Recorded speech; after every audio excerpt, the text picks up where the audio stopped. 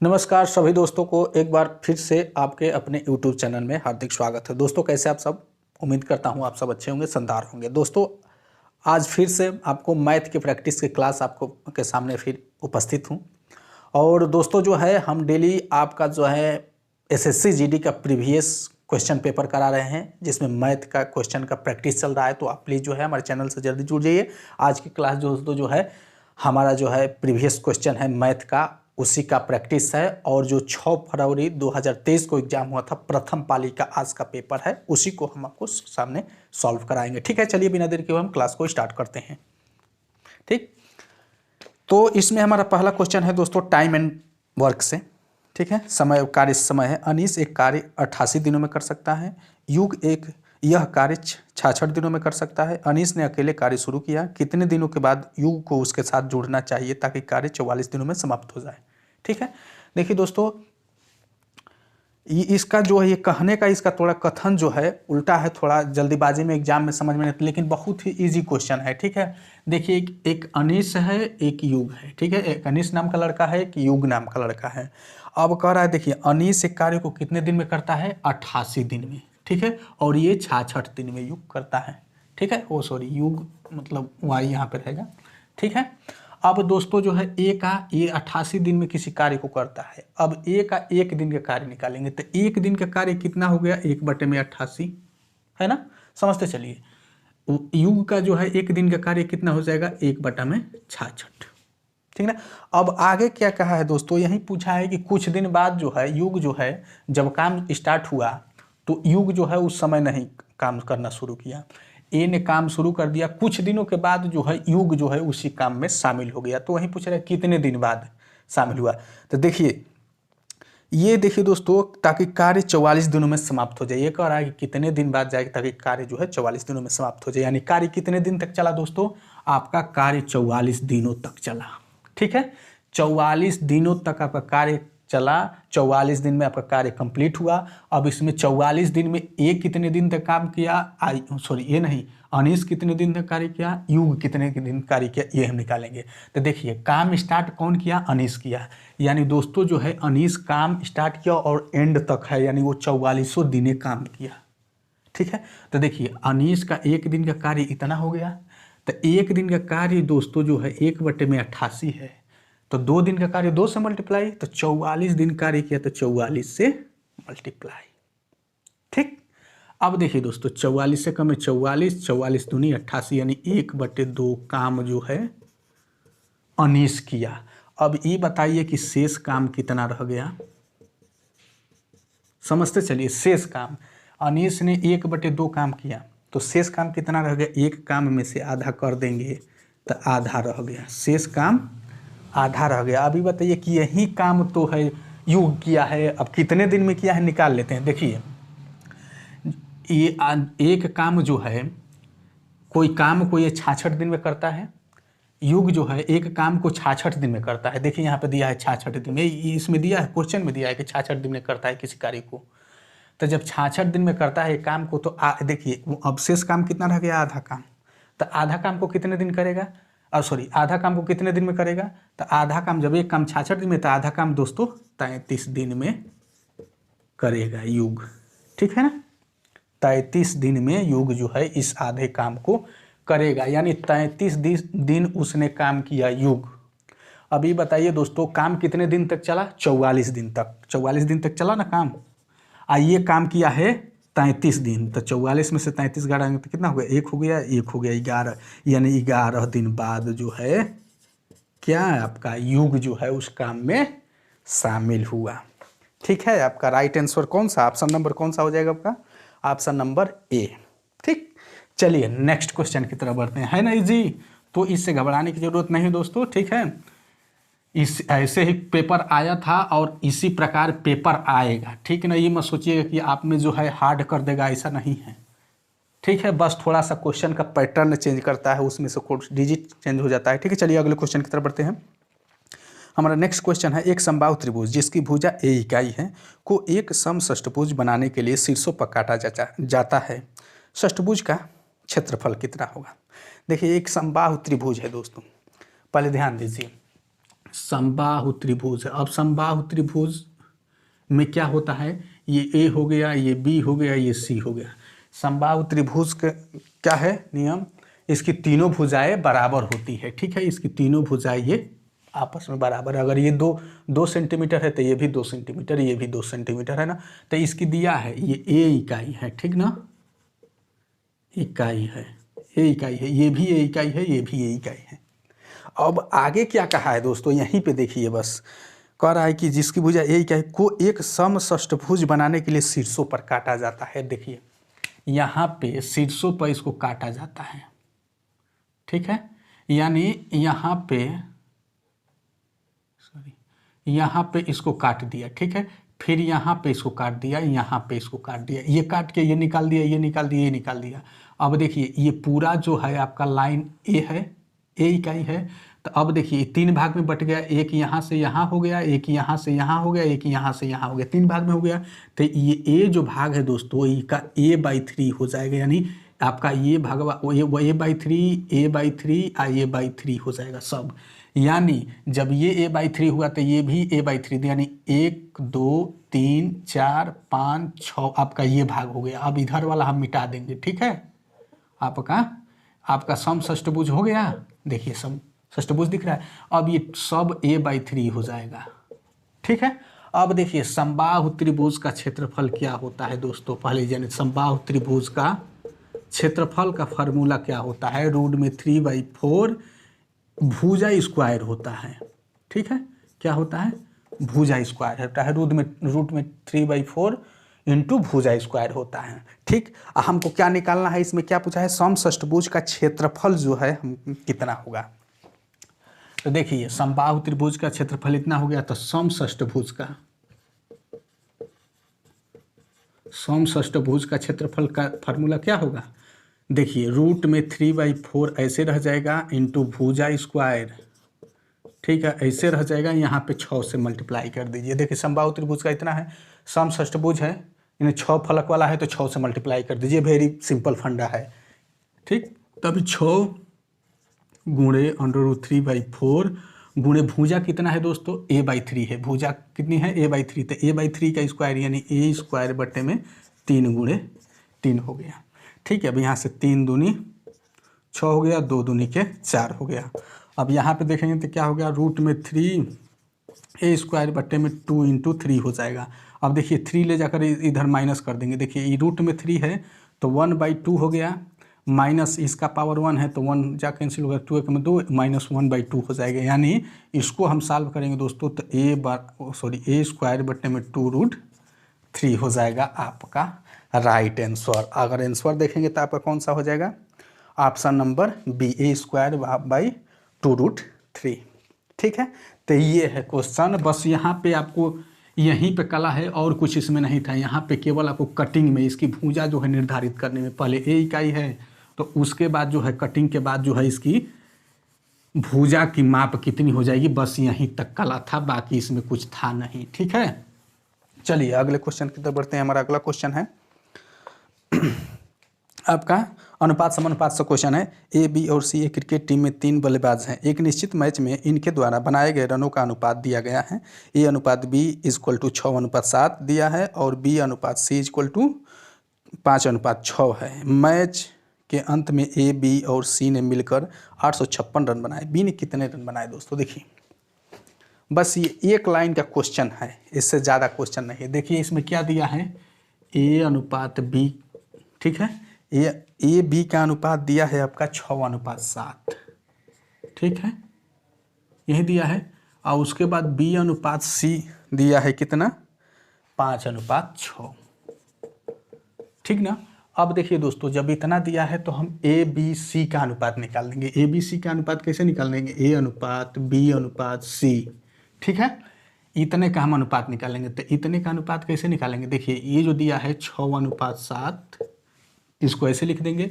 आई जो 5:6 दिया है इसको हम लिख देंगे 5:6, इसको बाद ऐसे हम अंडरलाइन कर देंगे। ये जो है इसके लास्ट जहाँ इंड होता है वहीं से दूसरा का स्टार्ट होगा। तो देखिए अब यहाँ से इसको मल्टीप्लाई करेंगे, 5×6 = 30, अनुपात 7×5 = 35, ठीक है, यहाँ पे 7 5 35 हो गया, ये 7 42 हो गया आपका, यानी A अनुपात B अनुपात C कितना हो गया, 30 35 42 हो गया।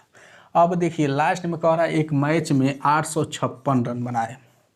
क्या कह रहा है कि ABC ने मिलकर एक में 856 रन बनाए, ABC तीनों ने मिलकर 856 रन बनाए, है ना, 856 बनाए। तब पूछ रहा है दोस्तों इसमें बी ने कितने रन बनाए, इसमें बी ने कितने रन बनाए। देखिए 856, बी की वैल्यू कौन सी है, ये बीच में है तो बीच वाला 35 बटे में तीनों का योग, तीनों का योग जोड़ देंगे तो 5 दूँ 7 हो गया आपका, 3 3 6 4 10, 107 हो गया।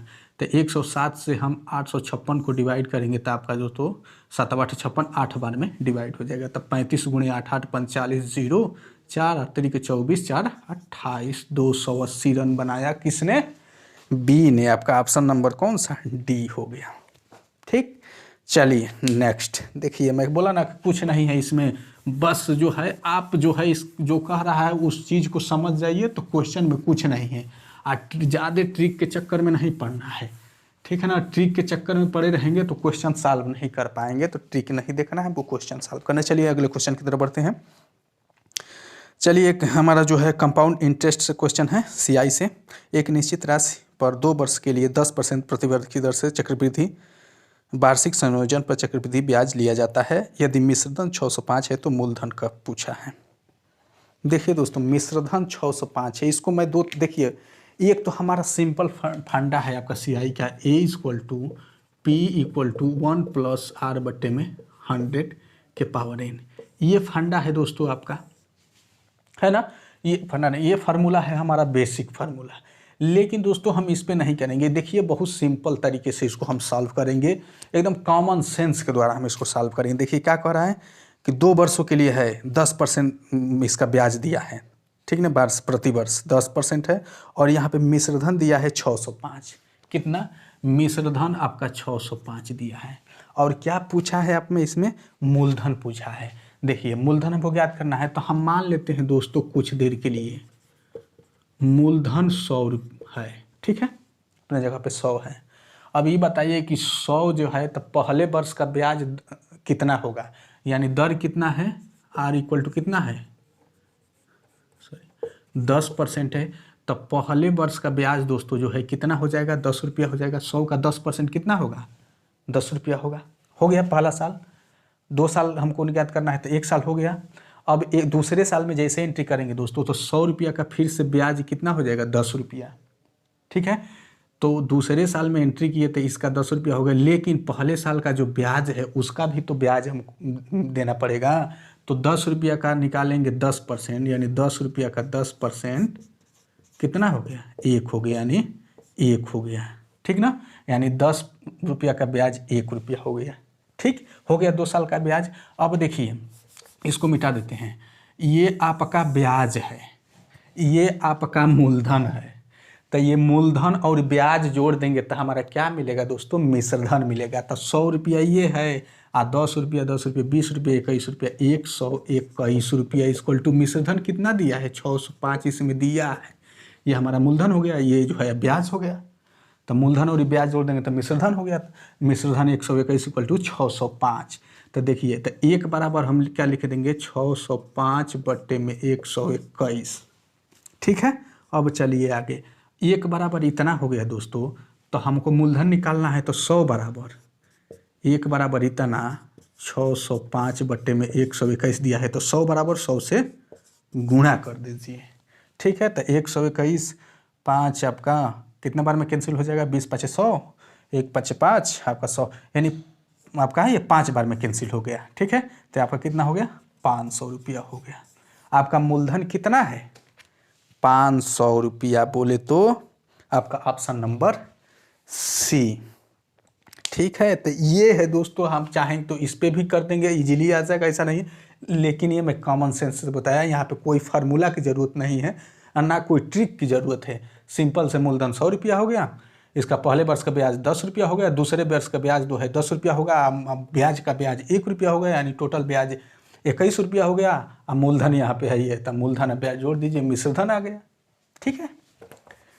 चलिए अगले क्वेश्चन की तरफ बढ़ते हैं। ठीक।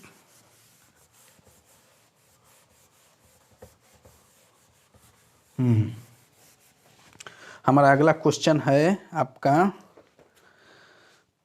अगला क्वेश्चन है आपका दोस्तों, ए बी और सी ने क्रमशः साझेदारी सा पार्टनरशिप का क्वेश्चन है। ए बी और सी ने क्रमशः 10,000, 15,000 और 20,000 का निवेश किया। एक वर्ष बाद ए और बी ने प्रत्येक ने 5,000 अधिक निवेश किए, जबकि सी ने 10,000 निकाल लिए। व्यापार शुरू होने के 3 वर्ष बाद ए बी और सी के लाभ का अनुपात। ठीक है, चलिए कंफ्यूज मत होइएगा। चलिए देखिए मैं आपको करा रहा हूँ। देखिए पहले तो ए बी और सी हैं, 3 है व्यक्ति। अब ए ने कितना लगाया, ए ने आपका 10,000 लगाया। ठीक है, ए ने आपका 10,000 लगाया। बी ने कितना लगाया, 15,000 लगाया। ठीक ना। सी ने कितना लगाया, 20,000 निवेश किया। ठीक। अब 1 वर्ष के बाद इन लोगों की घटना होती है। ये 1 वर्ष के बाद जो ए और बी ने प्रत्येक ने 5,000 और अधिक निवेश किए, जबकि सी ने 10,000 निकाल लिए वापस। देखिए तो ये जो है पहले जब निवेश किया तो ये 1 साल तक ये रहा। ठीक है, 1 साल तक ये रहा, ये भी 1 साल तक रहा, ये भी 1 वर्ष तक रहा। ठीक है, 1-1 साल तीनों बोल रहे। उसके 1 साल बाद जो है घटना क्या घटी दोस्तों, कि इसने जो है ए ने 5,000 निकाल लिया। तो ये बताइए कि 5,000 निवेश कर दिया। ए और बी ने 5,000 अधिक निवेश किया। तो ये बताइए कि पहले साल इसका जो है कितना है, 10,000 है, और दूसरे 1 साल बाद जो है 5,000 और निवेश कर दिया। तो इसका कितना हो गया, 15,000 हो गया। ठीक है, और बी ने कितना 5,000 ये भी कर दिया, तो इसका 20,000 हो गया। ठीक, और सी ने क्या किया कि 1 वर्ष के बाद 10,000 और निकाल लिया, तो इसका कितना शेष रह गया, 10,000 रह गया मात्र। ठीक, अब देखिए तो कितने टोटल वर्ष है, 3 वर्ष के बाद इनके लाभ का अनुपात। तो 1 वर्ष तो इधर हो गया है, अब 2 वर्ष बचा है, तो 2 से गुणा। ठीक है, बस इसकी ए की ये टोटल राशि है, और बी की ये टोटल राशि है, और सी की ये टोटल राशि है। देखिए तो ये 15 दूनी 30, 30 10 40,000 हो गया। ठीक है, और ये जो है 20 दूनी 40 20 दूनी 40 आपका हो गया 50, 55,000 हो गया। ठीक, ये आपका 20 हो गया, 20 20 40,000 हो गया। ठीक, यही इनका लाभ का अनुपात है दोस्तों। अब इसको जो है कम कर 3 0 से 3 0 कैंसिल हो गया, 40 अनुपात 55 अनुपात 40, 5 का इसमें कॉमन हो जाएगा, 5 8 40 अनुपात 5 से कम 5 8 40, यानी 8 अनुपात 11 अनुपात 8 का होगा आपका ऑप्शन नंबर सी। ठीक है, चलिए अगले क्वेश्चन की तरफ बढ़ते हैं। तो सब बेसिक लेवल के क्वेश्चन है, ऐसा नहीं है कि इसमें जो है आपको कोई भी हाई स्टैंडर्ड का मिलेगा। ठीक है, 1-2 क्वेश्चन आ जाते हैं कभी कभी जो दिक्कत करते हैं। ठीक है, चलिए अगले देखिए। एक ट्रेन विपरीत दिशा में समान चाल से चल रही दूसरी ट्रेन को 5 सेकंड में पार करती है। यदि पहली ट्रेन की चाल दोगुनी हो जाती है और दूसरी ट्रेन की चाल आधी हो जाती है, तो दोनों ट्रेनों द्वारा एक दूसरे को पार करने में लिया गया समय। देखिए दोस्तों, मैं इसको भी आपको एकदम ईजिली और कॉमन सेंस दे रहा हूँ। एक ट्रेन है, मान लेते हैं कि पहली ट्रेन की चाल 1 मीटर प्रति सेकंड है। ठीक है, तो दूसरी के समान चाल से, जो विपरीत से आ रही है समान चाल से है, तो दूसरी की कितनी हो जाएगी, दूसरी ट्रेन की चाल 1 मीटर होगा, क्योंकि समान चाल से आ रही है। अब विपरीत दिशा से आ रही है, तो ये बताइए कि इन लोगों का सापेक्ष चाल कितना हो जाएगा। देखिए जब कोई भी ट्रेन हो जो है विपरीत दिशाओं से आती हैं, तो उनकी जो है चाल कभी भी ऐड किया जाता है, यानी सापेक्ष चाल निकालते समय इन दोनों का चाल ऐड x + x = 2x हो गया। सापेक्ष चाल कितना हो गया, 2x हो गया। ठीक है, अब देखिए दोस्तों, कह रहा है कि सापेक्ष चाल वो आते हुए 5 सेकंड में पार करती हैं। ये बताइए कि ये आपका चाल हो गया, तो चाल = दूरी बट्टे में समय यही होता है। तो ठीक, अब देखिए चाल यहाँ पे 2x दिया है, दूरी हमारा नहीं दिया है, d ले लिया, समय यहाँ पे 5 दिया है, तो आपका 5 दूनी 10, यानी d = कितना हो गया, 10x। दूरी कितनी हो गई, 10x। अब आगे क्या कहा है यार, देखिए इसमें कह रहा है कि यदि पहली ट्रेन की चाल दोगुनी हो जाती है, क्या यदि पहली ट्रेन की चाल दोगुनी हो जाती है, जो हमारी पहली ट्रेन है इसकी चाल जो है 2x हो गई, ठीक है, और दूसरी ट्रेन की चाल आधी हो जाती है, x/2 हो जाएगा। दूसरी ट्रेन की x है तो x/2 हो जाएगा। तो अब जब इतनी हो गई तो इनका सापेक्ष चाल क्या होगा दोस्तों, इनकी चाल जुट जाएगी, ठीक है। तो चाल इज इक्वल टू दूरी कितना है 10x है, यही पूछा है कि कितने समय में पार करती है, तो t सेकेंड हम मान लेते हैं कि पार करती है। इसकी दूरी डबल हो गई, इसकी चाल दूरी डबल हो गई, इसकी आधी हो गई, तो यही पूछ रहा है कि अब कितने समय में पार करेगी, ठीक है। देखिए 2 दूनी के 4, 5x बटे में 2 हो गया इक्वल टू 10x बटे में t हो गया, 5 दूनी 10 हो गया और 2 दूनी के 4, t इक्वल टू 4 सेकेंड हो गया, ठीक ना। 4 सेकेंड में अब पार करेगी। आपका ऑप्शन नंबर कौन सा है, बी, ठीक है। चलिए अगले क्वेश्चन की तरफ बढ़ते हैं। चलिए ठीक है दोस्तों, तो अभी तक जो हमारे चैनल से नहीं जुड़े हैं तो प्लीज़ सब्सक्राइब करके जुड़ जाइए, क्योंकि दोस्तों जो है इस बार जो है हम प्रैक्टिस प्रीवियस क्वेश्चन मैथ का करा रहे हैं, ठीक है। तो मैथ में अपने आप को कमज़ोर मत समझिए, ठीक। चलिए हमारा अगला क्वेश्चन है, यदि किसी घन की प्रत्येक भुजा में 15% की वृद्धि की जाती है तो घन के आयतन में कितने प्रतिशत वृद्धि होगी, केवल पूर्णकीय भाग विचार करें। एक बात देखिए दोस्तों, इसमें घन पूछा है तो घन का आयतन हम जानते हैं, घन का फार्मूला समझाते हैं। हमको घन यहाँ पे पूछा है कि उसके आयतन में कितने % वृद्धि, हम घन का एक भी फार्मूला यहाँ पे अप्लाई नहीं करेंगे। इस फंडा को याद कर लीजिएगा, ये फार्मूला a + b + ab बटे में 100, ये फार्मूला याद रख लीजिएगा, ठीक है।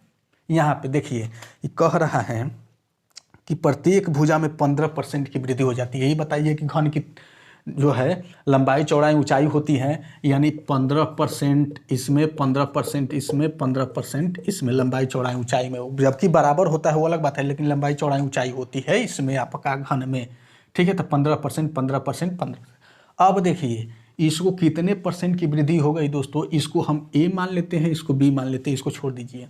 तो अब देखिए इसी फार्मूले पर इसको रख दीजिए, यानी 15 + 15 + 15 गुणे 15 बटे में 100, 15 दूनी 15, 15 30 हो गया, प्लस 225 हो गया, 2.25 हो गया, यानी 30 2 32.25 हो गया ना। अब देखिए ये हो गया, ये इन दोनों का सॉल्व किया तो इतना आ गया, शेष 15% यहाँ पे है। अब इसको a मान लीजिए, इसको b मान लीजिए, ठीक ना। तो आपका 32.25 + 15 प्लस 32.25 गुणे 15 बटे में 100, ठीक। तब यहाँ पे जोड़ लेंगे आपका 5 2 7 हो गया, आपका 3 1 4 हो गया, 47.25 हो गया, प्लस अब इधर ले लीजिए जितना आप ज़्यादा ले सकते हैं, ठीक है। देखिए 5 3 15, 5 3 15, 5 दूनी 10 20 हो गया, 5 चौके 20 हो गया, 5 छके 30 हो गया, और 2 हो गया, 5 चौके 20, 5 45, ठीक है। अब यहाँ से मल्टीप्लाई करिए, 3 27 के 7, 2 3 चौके 12, 2 14 के 4, हासिल 1 3 6 18 1 19, यानी 2 स्थान पे 10 मोल। अब यहाँ पे 4 से इसको डिवाइड कर दीजिए, 4 चौके 16, 3 हो गया, 4 8 32, ठीक है ना। 4.8 आएगा, इसको जोड़ दीजिए तो आपका 4.8 यानी 80 हो गया। तो देखिए 47 और 4 कितना हो गया, 51, आप 25 80 जो है 100 से पार हो गया, यानी 52 समथिंग आएगा आपका, ठीक है। इसीलिए एक एक्चुअल कभी भी नहीं आएगा कि 52.23 ऐसा नहीं आएगा, इसीलिए आपको आगे कह दिया है केवल पूर्णांकीय भाग पर विचार करें, ठीक ना। इसके आगे पॉइंट वाले पे विचार न करें, ठीक है। तो आपका 52% यानी ऑप्शन नंबर ए, ठीक है। चलिए अगले क्वेश्चन की तरफ बढ़ते हैं, ठीक है।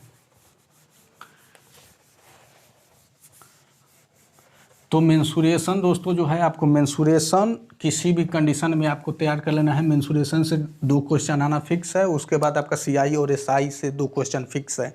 ऐसे एसआई का नहीं पूछ रहा है, लेकिन सीआई से फिक्स है। चलिए देखिए फिर सीआई का क्वेश्चन है कंपाउंड इंटरेस्ट का। देखिए 10 लाख पर 3% वार्षिक की दर से वार्षिक चक्रवृद्धि आधार पर गणना किया गया है। चक्रवृद्धि ब्याज जितना हो इसके लिए अपेक्षित वर्षों की संख्या क्या है? अपेक्षित वर्षों की संख्या 10, मूलधन दिया है 10 लाख, 3% है और आपका चक्रवृद्धि ब्याज 92,727 दिया है। देखिए A=P1+R/100 यही फार्मूला है ना। अब देखिए आपका यहाँ पे मिश्रधन नहीं दिया है दोस्तों, आपका मूलधन दिया है 10 लाख। कितना? 10 लाख दिया है और आपका जो है ब्याज कितना दिया है?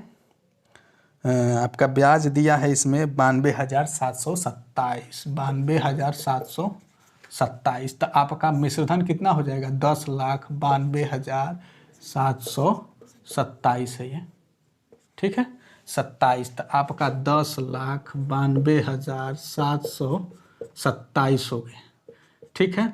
आपका जो है 10 लाख ये है, ठीक।